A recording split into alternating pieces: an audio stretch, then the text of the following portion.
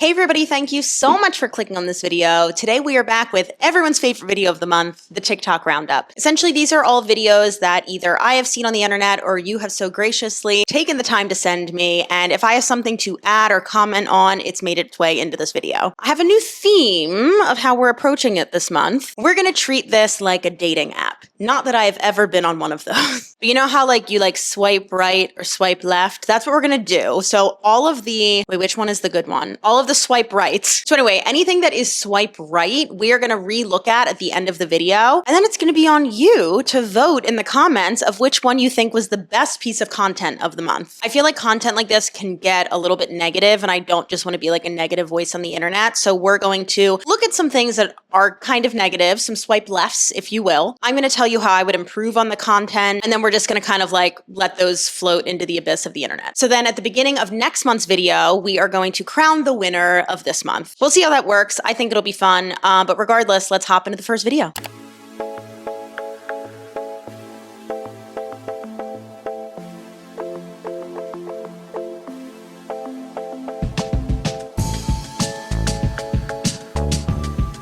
All right, the text on the screen says, someone said, don't count your reps. Not until you feel like you can't go anymore, then you count. And I can't believe I used to do it any other way.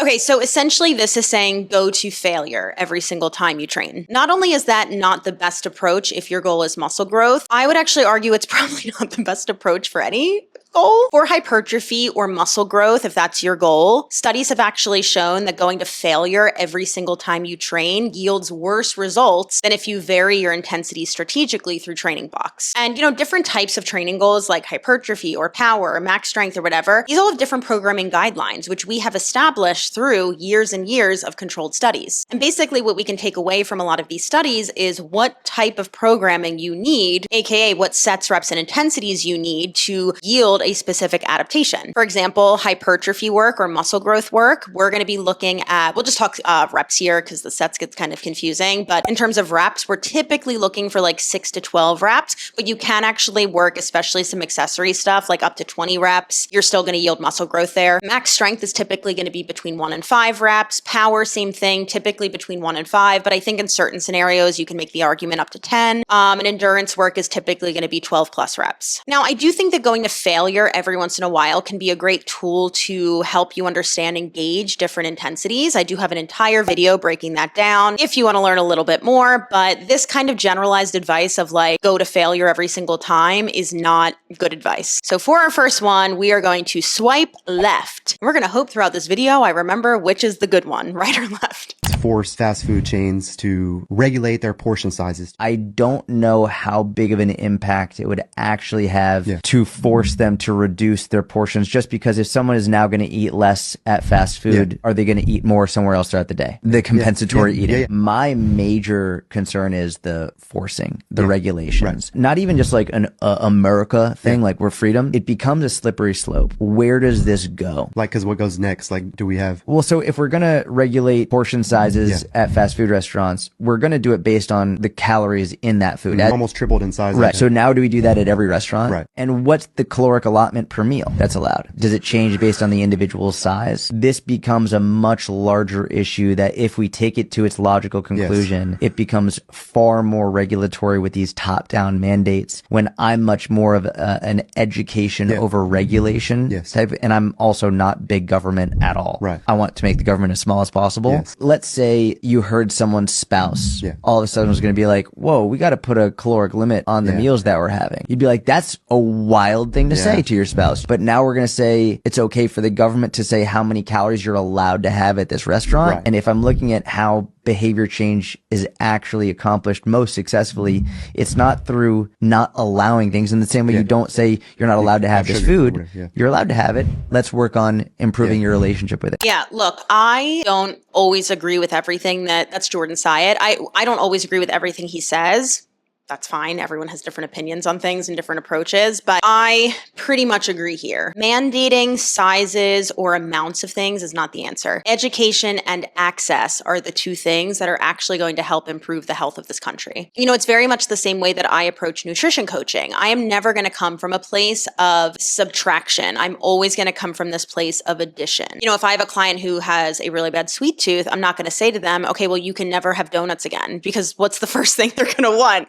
Donuts. I'm going to say, let's look at your whole day of eating. Let's look at your habits. How can we fill up certain meals with a little bit more fiber, a little bit more protein, a little bit more color, so that hopefully by the end of the day, we aren't feeling unsatiated. And if you still want a donut at the end of the day, how do we build that into your routine so it not only doesn't take away from your long-term health, but also helps to support whatever your goals are that you came to me with? I'm not taking anything away from people. I'm adding in tools and tactics into their toolbox so that they understand how to navigate life. And that's what our government should be doing a lot more of, rather than just claiming they banned food dyes when they didn't.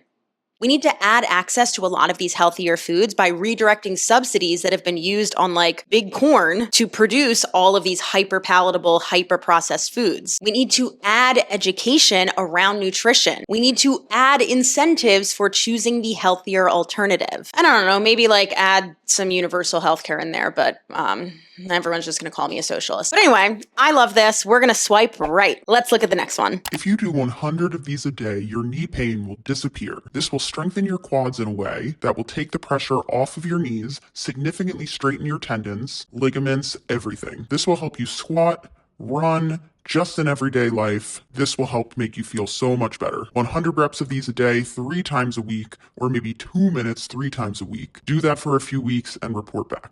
I'm going to assume right now that editing Justina voiceovered that, because I'm pretty sure there's a copyrighted song in the background. But if you heard the original audio, this man sounds like he's in witness protection. This man sounds like he smokes 8 packs of cigarettes a day. I don't know what feature he's putting on his voice. That has nothing to do with the video. Let's talk about the actual video. I'm never a fan of content that's like, this one thing will fix all of your problems and file your taxes for you free of charge. Like, it's just not, I don't think it's helpful content, because how do you know that whatever the fuck you're doing in this video is actually going to solve the root cause of someone's knee pain? When if we want to like blow this up even further, very often knee pain is actually related to something going on at the hip or the ankle. And then it actually just shows up at the knee. I'm not saying that like knee problems never happen. I'm just saying that like, just because pain is showing up somewhere, it doesn't mean that that's the root cause of the issue. So if someone came to me with knee pain, here's what I would do as a trainer, because obviously I'm not a physical therapist, so like diagnosing someone is completely out of my scope, but here's what I would do. I would first start with a lower body focused joint assessment, so seeing how the hip moves, the knee moves, the ankle moves, and seeing if there's any type of limitation or restriction there. Then I would specifically look at some knee dominant patterns, probably a squat and a lunge, and see if and when pain shows up. So now I'm trying to identify, is there a restriction at a certain joint around the knee that could potentially be causing an issue? And then on the flip side, what movement patterns and ranges of motion are actually causing pain in the moment? Because now I can start to build out, okay, what are some things that I know we're missing, whether it's hip internal rotation, whether it's ankle dorsiflexion. We can work on those things, and maybe it doesn't help the knee pain, but it's definitely going to improve things elsewhere if we're already missing that, and it's not going to make the issue worse. And then B, on the flip side, what pain-free ranges of motion can we currently work in so that this person doesn't lose access to movement and have to like start all over in 6 months? And then, you know, if they really want to get to the root cause and whatever we're doing doesn't mitigate the issue, I'd refer them out to a PT. Now, obviously that's not the framework to go viral, but hey, if you're actually interested in helping people, that's the content that I would produce. And look, maybe this would work for you. I just personally find it irresponsible to make content like this, so that's why we're swiping left and moving on to the next video. The thing about a natural body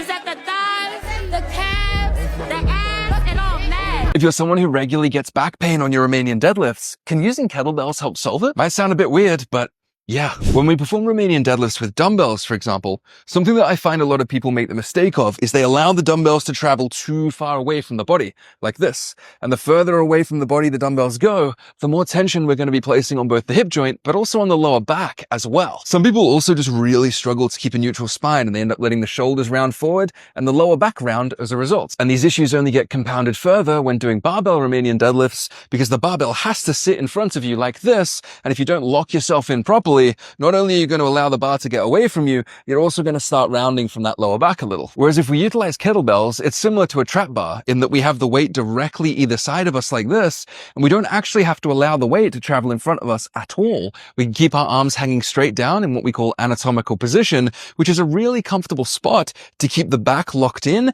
and just be able to shoot the hips back, slight bend in the knee, good stretch on the glutes and hams, and drive through. And it works really, really well on the B-stance RDL that was shown in the original video too. So while I do recommend eventually improving your RDL form to be able to do them with dumbbells or barbells and no back pain, in the meantime, using a pair of kettlebells or using a trap bar where you can keep the weight directly by your side as you hinge in a much more comfortable position may just be the play for you. Drop me a follow for more training tips. I'll catch you in the next video. Okay.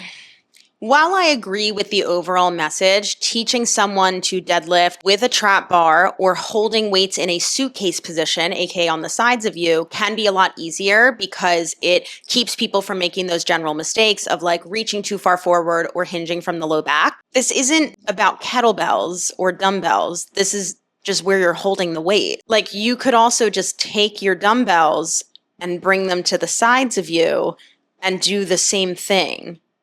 So like, while I understand the message that he's saying, honestly, what he should have done was taken that first video that was basically like, oh, I realized that kickstand RDLs are so much easier with kettlebells versus dumbbells. He should have just gone right to, well, it's not that, it's where you're holding them, and then do his whole spiel. Because I will tell you, this was sent to me by 2 different people who were very confused and thought that it was because he was using kettlebells, not because of where he was holding the weights. So the message is getting lost in translation. I see this a lot. I get questions every single week when I do my little Functional Friday questions over on Instagram. How do I work out my glutes at home? How do I work out my glutes with kettlebells? How can I progressively overload without going to the gym? And the main component that I'm seeing here is that people are getting confused, which I don't blame people because obviously there's content online creating more confusion. People are getting confused of like, okay, it's not where you're doing something or what type of equipment you're using. It's about your programming and the weight that you have access to. So I don't know. I feel like he's like clarifying one thing while also confusing another thing. So simply because of that and the fact that like, I know it's not gonna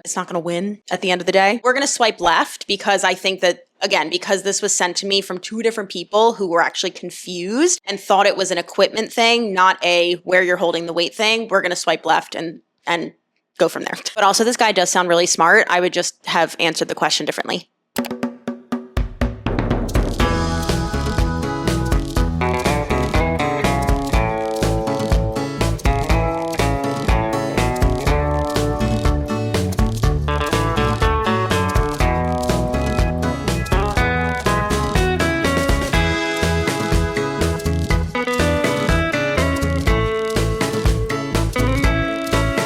Tracy Anderson, anybody? Let's read the text on the screen. My impression of those workout classes that only use 2-pound weights, but all of the girls in class are the most shredded bitches you've ever seen. Yeah. I mean, he's not wrong, but let's touch on a few things here that we might be missing. So number one, those people are typically shredded because those classes are just cardio. You're just exerting a ton of energy, usually in like a heated room, and it's nonstop for 60 minutes. Cardio is typically going to use more energy in the moment than strength training. They both have a time and place. This is not cardio versus strength. They're completely different, but that would explain the increased energy expenditure and said shreddedness of a lot of these women. But another thing to consider, not to be a downer, but, maybe the only people who feel comfortable going to a class like this because of the culture at the studio are thin women. I will say, and we're going to keep this super vague because I'm trying not to get sued over here. I used to work at a studio. We'll leave it at that. I don't want to give any clues, but I don't work there any longer and I haven't for years, but I have a lot of people who have said to me like, oh, I was really afraid to come take your class because the only people that I saw on their social media taking it were like really, really thin women. And I just felt like I wouldn't belong. So that's something to be said. Anyway, I think this content is really funny. I love the dog. I love the dance moves. We're swiping right. That is not true. So the reason 6 to 8 week programs are so popular is because they're really easy to create and sell. It's just a cookie cutter based thing where workouts are repeated over that time. And it's really easy for trainers to write them, create them, sell them, and just push them out. research and studies back up that women respond better to doing new workouts every day, and it's structured new workouts every day, which is what my program is. But yeah, women just respond better to that. Women see more lean muscle mass built and more strength built over time. So yeah, that's not true. To quote you, so yeah, that's not true. This woman's straight up lying. I feel like we're in okay, let's rewind. I think it's fantastic that more and more studies are being solely done on women because many women are hormonally very different from men. But to my knowledge, there is nothing out there that says that women do not adapt via the training method of progressive overload, meaning you would have repetition in your programming to get better at a certain movement pattern. You would add reps, sets, weight, time under tension, whatever. There's a lot of ways to progressively overload things. But to say that women respond better, meaning they build more lean muscle mass by doing a different workout every single day, is straight up nonsense. But what else would I expect from a woman who says that the sun does not cause skin cancer and that raw milk is good for you? So yeah, we're swiping left on this.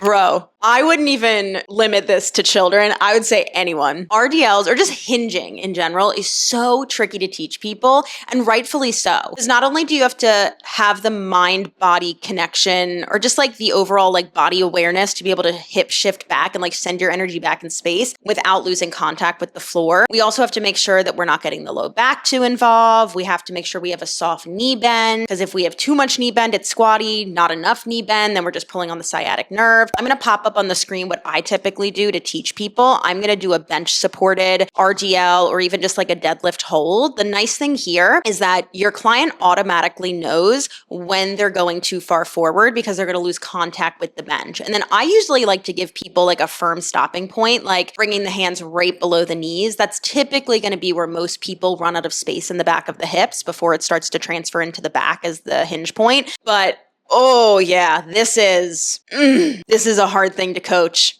Swipe right, 100%.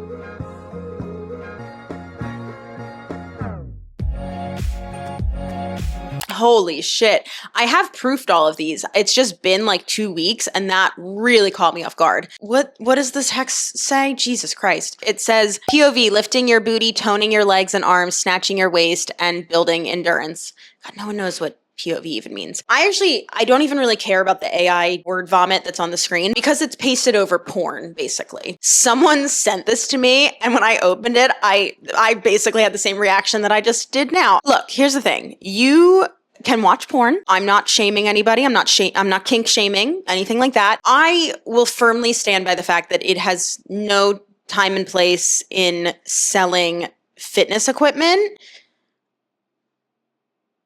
Because here's the thing, like, we're just further objectifying women in the fitness space in a very male-dominated space already. It's just, like, ass out, faceless content. We're just dehumanizing people to, like, feed corporate America daddy. I don't know. It's just feeding a problem so that you can make a small profit from your affiliate link. I don't like content like this. We're swiping left and we're moving on. Oh, we have a photo. Okay, let's read the text on the screen. Nothing makes me more angry than wasting my workout hour on a class that wasn't even a fucking workout. Thanks for the stretching class with one ab exercise you could call Pilates.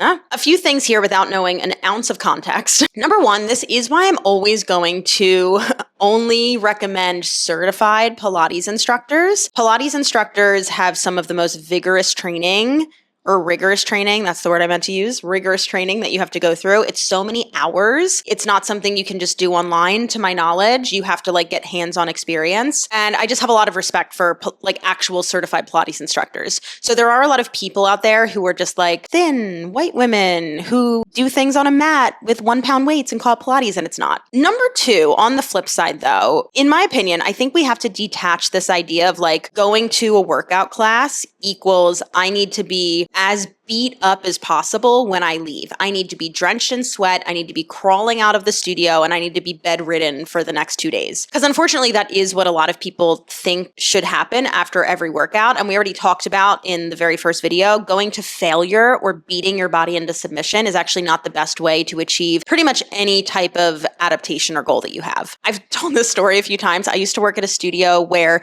we did get told, God, I'm really pushing the boundaries of getting sued over here. We did get told that people needed to be actively like sweating and like drenched when they walked out of class, because that is, and like the owner acknowledged, like that's what people expect. So I get it, you know, it's your studio. You do what you want. Like you program things as you like. But what I used to do, because we did have a little bit of leeway with the programming, I used to make things a little more strength-based, and I would just crank up the heat or turn down the AC so that people would be leaving sweating.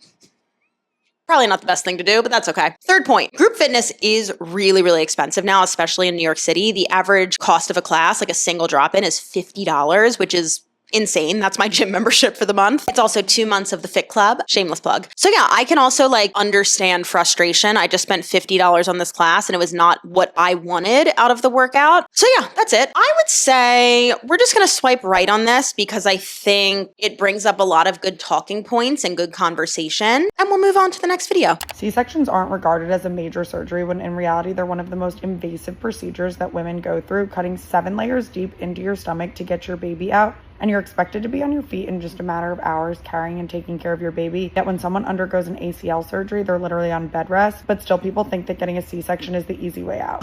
Who said that? I like this trend. But yeah, also this 100%. For context, I am pre and postnatal certified through Pronatal Fitness. Highly recommend if you are a coach and you're looking to learn a little bit more about not only how to adapt things for pregnant or postnatal clients, but also like make them stronger and prep them for labor, which I would argue is probably one of the hardest things that a person can do. But yeah, like the literal recommendation for C-sections is like 8 weeks later. So 2 months later and you're cleared to just like do workouts. Most people don't get an ounce of education around it. Most people too, like I have had many pregnant clients who I've worked with and they've told me that their doctor said, you can't do any strength training. What? So your doctor's going to say, no strength training, grow a human, push it out of you, or we're going to cut it out of you. And then 6 to 8 weeks later, then you can go back to strength training. What? It makes absolutely no sense to me. It further solidifies how abysmal we treat mothers and women here. But anyway, here would be my approach for working on your core again, because I think that's like, obviously, we're talking about cutting through your freaking abdomen to haul out a human. Here's like the process that I typically go through. And again, this is not my ideology. A lot of this is taken from Pronatal Fitness. But first thing I would recommend, like as soon as you can tolerate it, breath work, 100%. This is something that I work on with all of my prenatal clients. And we literally talk about once you give birth, you need to start doing these again. So 360 breathing, pelvic floor activations, learning how to tie them together, working on some like 2-step breaths. So getting a little bit more dynamic with your breath work. I have whole walkthrough videos of this in the Fit Club and the postnatal program if anyone wants to learn a little bit more. But then we work into supine core work or on the back. So making sure that as, you know, the legs get away from us, we can continue keeping that neutral spine. Then working into more prone work or on all fours, which can be more challenging because now all of your insides are pushing down on your incision point, or, you know, just where your abdomen is expanded if you did not have a C-section. Then working a little bit more on like some force absorption and production, and really like gauging how good our pelvic floor is firing, and just really like microdosing this stuff, like drop cuts, pogos. And on the flip side, again, just basic strength, like how do we move our body in space, squatting, lunging, hinging, pulling, pushing, all of the basics, and just kind of rebuilding up that strength. So I have a lot more thoughts on this as someone who's worked with a ton of people one-on-one, both pre and postnatal, but we'll end it there for the day and we'll swipe right. Let's look at the next video.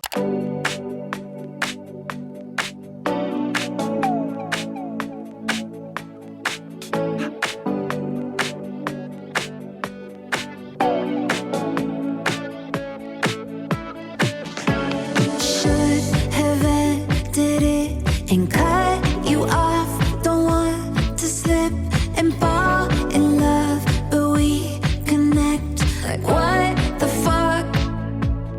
Why is it like this? I so badly want to say. Yeah, this was actually sent to me by someone just asking, like, is this a good workout, like a lower body day for a runner? And I think in general, yes, but there's a few tweaks that I would do along the way. So we've got a nice dynamic warm up, which I always love. Then we're moving into calf raises. We're doing them deficit with a weight in each hand. A few things here. I would just move these to the end, like as a little burnout. It's just such a small movement. It's more of an accessory. That's kind of where it belongs. I would also take off your shoes and I would go for single leg rather than bilateral, because with bilateral, it's just, especially like if you're holding weights and you're on top of a plate, it's turning into more of a balance exercise and you're not going to be able to really get that nice deep stretch on the calves to actually like, load them for some hypertrophy or for some strength gains. Then we've got a back squat. Love this. Then we've got a reverse lunge to a knee drive. Totally fine. I would just say with her racked form for the kettlebell, let me grab a bell real quick. So she's holding it out like this with a nice big wing. So she's not getting her lat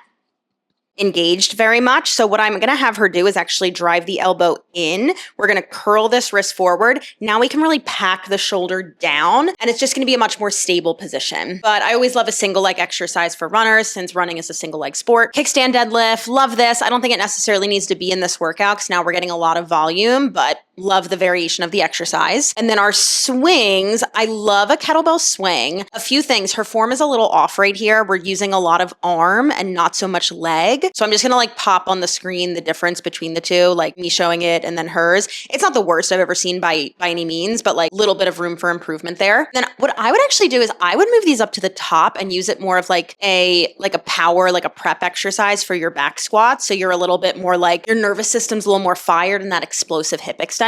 Or maybe at the end, it's a little bit more like an endurance finisher. So maybe it's like an EMOM or just like higher reps. Like maybe you're using something a little bit moderate for like 20 reps. So just to reiterate my framework, how I would rearrange all of this, I would do swings, back squat. Then I would do the reverse lunge or the deadlift. I'd have to look and see like what else are we doing throughout the week to pick the one that would fit best here. But you just want to make sure you're not doing too many things at once since your main focus is probably running. We want to do enough strength work that we're supporting it, but not overly fatiguing ourselves. And then end with some accessories like the calf raises. But overall though, I think that this is probably one of the better like strength for runners programs that I've seen posted on the internet. So we're going to swipe right and we have one more video to look at.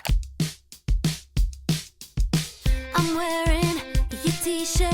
It smells like roses after rain. Though I storm, I tried to flirt, but you mess with neurons in my brain. When I see you, it's like being struck by lightning. I'm giddy on the. As a good song playing, but I had to put copyright-free music on top. This is your reminder. If you don't have time to warm up and stretch, then you don't have time to do your workout. 100%. If you are short on time, like if you're working with me one-on-one, you show up late, we are not cutting any of the warm-up. We're cutting some of your strength work. Warm-ups are not only important because they're going to help reduce the risk of injury in a lift, they're also going to prepare you better for your lift or your run or whatever you're prepping for. And honestly, guys, if you're smart about it, 5 minutes is really all you need. I actually just recently made a whole video talking about the importance of warm-ups, different exercises specifically, and how I would prep for them. I'm working with a coach right now to help support my running as I'm training for a 10 mile. And my coach for every workout gives me 2 or 3 exercises and she tells me do it 1 or 2 times through. And that's it. Your warm-up is part of your workout. You do not need to be spending 20 plus minutes on it. That's wasting a lot of time, but we need to think of it as like we're revving ourselves up into the main lift, the main chunk, the main dish. Otherwise, if you're just jumping right into back squats, you're either not going to perform them as well as you could, so you're not going to get as much out of the workout, or you're going to hurt yourself. So I love this. I love May's content. Go follow her on TikTok if you haven't. I think she's like a great source of information for runners and just very relatable. And we're going to swipe right on this. So now we're going to look at all of the people that we swiped right on. Here they are on the screen. What I want you to do is go into the comments and you are going to comment, anything you want, but let me know which one you would vote for as the top piece of content of the month. Next month at the top of the video, I will announce who the winner is. So I will have to, I guess I'm going to have to tally all this. All right, we're this far in. I might as well just commit to the bit. Make sure you hit that subscribe button so you don't miss out on future videos, and I will see you all in the next one.